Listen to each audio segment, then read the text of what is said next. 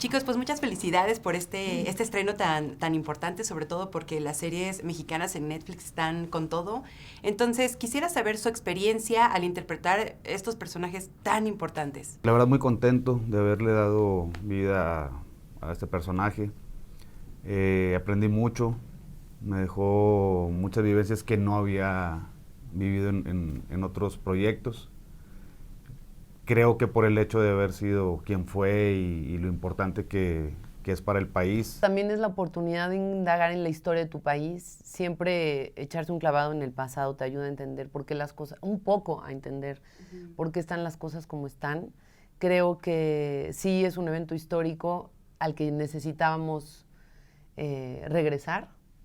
En el caso específico de Diana Laura también fue disfrutar mucho un personaje con ese nivel de valentía y fortaleza que ustedes van a ir descubriendo. ¿A qué me refiero con eso?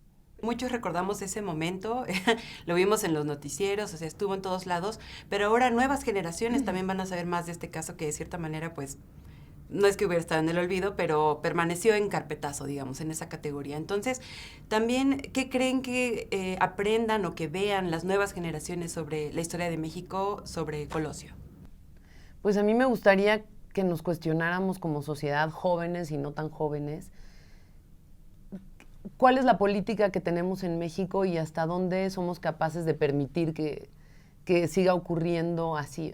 Hasta dónde hubo un momento, en 1994, digamos, que nos dimos cuenta que el crimen organizado estaba más involucrado con la política de lo que a todos nos gustaría, ¿no? Y que no eran enemigos, pero que sí eran los enemigos de la sociedad. Entonces yo creo que hay que hacer una reflexión profunda de en dónde estamos parados hoy, de dónde viene lo que estamos viviendo hoy en día y cómo podemos transformarlo. Y ahí sí juegan los millennials y los ruquillos y de todos los ciudadanos mexicanos tenemos que cuestionarnos qué estamos haciendo para que esto no se perpetúe. ¿Y qué significan estos personajes en sus carreras? Creo que es el personaje más importante que me ha tocado hacer, por lo mismo, por lo que hablas de la importancia de quién fue Colosio y lo que marcó ahora sí que en el país. ¿Y de dónde sacaron también la inspiración? Porque Netflix es conocido por siempre estudiar muy bien las historias que va a contar. Entonces, para ustedes también, ¿qué retomaron, qué repasaron para poder prepararse?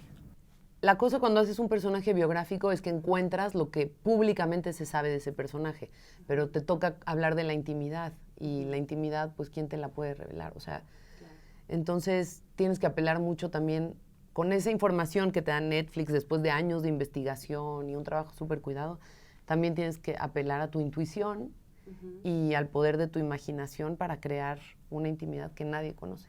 ¿Y cuáles creen que sean los desafíos más grandes de contar una historia como esta? Porque, pues sí, el caso fue muy sonado y retomarlo puede ser un poco frágil, pero también creo que muy importante. Es ese peso, decir, o sea, tengo que llenar los zapatos de alguna manera, y esa es la responsabilidad de decir, bueno, y si gusta y si no gusta, y qué van a decir, uno se dedica a trabajar, eso es lo que yo tengo que hacer, trabajar, pero otra cosa es lo que viene detrás y después de. Si hay algo que el público deba saber sobre esta serie, ¿qué es eso? Y nada, que es un thriller policíaco que dirigen mujeres, que también creo que la sensibilidad femenina puede aportar mucho cuando se trata también de ver acción y intriga política, y eso es algo muy interesante. Lo primero que queremos saber es cómo se sienten con este estreno. Emocionados, yo me siento un poco nervioso también, ¿no? Por el estreno.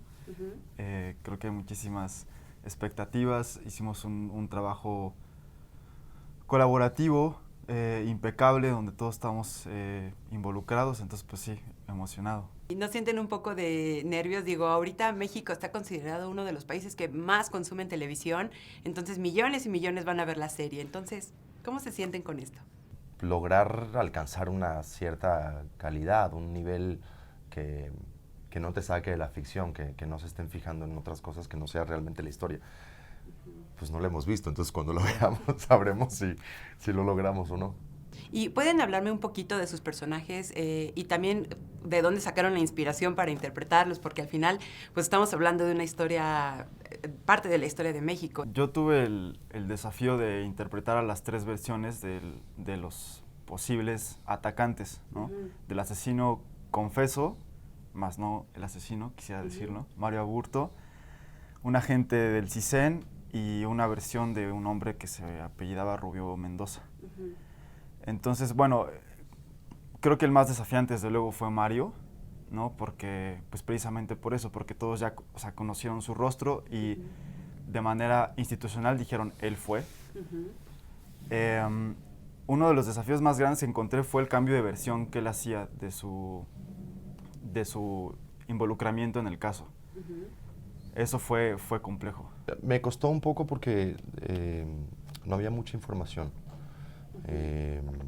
Había información oficial, ni siquiera había muchas imágenes de Federico Benítez, y sin embargo sabíamos que era un tipo sumamente querido, respetado, honesto. Alcancé a ver por ahí un par de entrevistas de los hijos y pues dice mucho, ¿no? La forma en la que hablan los hijos de él. Leí un par de entrevistas de personas que habían trabajado y colaborado con él, entonces hablaba mucho de él, la forma en la que se expresaban los demás, pero no sabíamos mucho del personaje a nivel personal. Pues muchísimas gracias por esta entrevista y felicidades por este estreno. Muchas gracias a ti.